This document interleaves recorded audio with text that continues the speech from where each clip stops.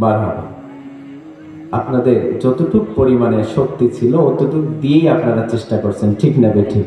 দীর্ঘদিন দিয়ে যাবত স্লোগান না দিতে সব কিছু জ্যাম লেগে গেছে, ঠিক না? দীর্ঘদিন যাবত একটা জিনিস না চললে পরে সেটাতে একটু সমস্যা হয় কিনা বলেন? যেই সাইকেলটা আপনার বাড়িতে আছে 1 বছর থেকে চালান না, ওইটা যদি চালাতে যান কট কট আওয়াজ করে, ঠিক না বেঠিক? যে মোটর সাইকেলটা আপনার বাসায় পড়ে আছে, এই মোটর সাইকেলটা যদি রেগুলার না চলান, যতই বড় দামি মোটর সাইকেল হোক না কেন, একটু সমস্যা হওয়ার সম্ভাবনা আছে না নাই?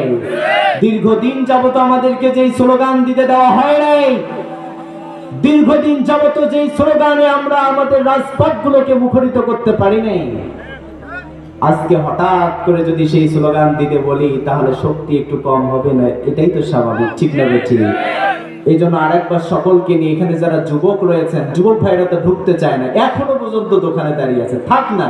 যে সমস্ত মুরব্বীরা আছেন ওদেরকে অন্তত লজ্জা দেন যে তোমাদের থেকে আমাদের শক্তি বেশি, ঠিক না বেঠিক? এবার সব মুরব্বীরা একযোগে আমার সঙ্গে তাকবীর দিবেন, লিল্লাহি তাকবীর। এখনো আমাদের মুরব্বীদের যেই শক্তি আছে, এই শক্তি দিয়েই ইনশাআল্লাহ বাংলাদেশে, আগামীর বাংলাদেশ ইসলামের বাংলাদেশ হবে ইনশাআল্লাহ। আল্লাহ রাব্বুল আলামিন আমাদেরকে তৌফিক দান করুন, সকলে বলি আল্লাহুম্মা আমিন। সম্মানিত হাজিরিন, প্রকৃত মুসলিম না হয়ে মৃত্যুবরণ করা যাবে, এই নির্দেশ দিয়েছেন কে? সবাই বলেন, মুসলমান না হয়ে কবরে যাওয়ার জন্য নির্দেশ দিয়েছেন কে? আল্লাহ রাব্বুল আলামিন বলেন, ইয়া আইয়ুহাল্লাযীনা আমানু ইত্তাকুল্লাহা হাক্কা তুকাতিহি ওয়া লা তামুতুন্না ইল্লা ওয়া আনতুম মুসলিমুন। জোরে বলুন আল্লাহু আকবার। ইয়া আইয়ুহাল্লাযীনা আমানু, ওহে যারা ঈমান এনেছো, ইত্তাকুল্লাহ, তোমরা আল্লাহকে ভয় করো। কেমন ভয়? হাক্কা তুকাতিহি, যেমনি ভাবে তারে ভয় করা দরকার, আল্লাহ যেমন তাকে ভয় করতে হবে ঠিক তেমন। জোরে বলুন না সুবহানাল্লাহ।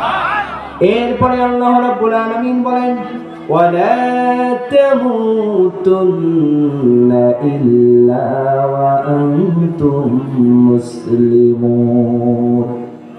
সাবধান সাবধান, তোমরা যারা ঈমান এনেছ, আল্লাহ রাব্বুল আলামিনকে ভয় কর। যেমনি ভাবে তারে ভয় করা দরকার ঠিক তেমনি ভাবে ভয় করো।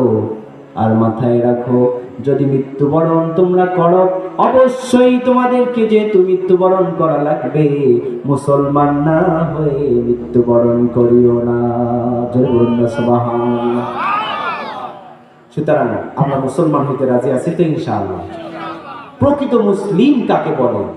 আল্লাহর হাবিব সাল্লাল্লাহু আলাইহি ওয়াসাল্লাম এর সাহাবী হযরত আব্দুল্লাহ ইবনে উমর রাদিয়াল্লাহু তাআলা আনহু থেকে বর্ণিত, তিনি বলছেন, আল্লাহর হাবিব সাল্লাল্লাহু আলাইহি ওয়াসাল্লাম বলেন, আল মুসলিমু মান সালিমাল মুসলিমুনা মিন লিসানিহি ওয়া ইয়াদিহি।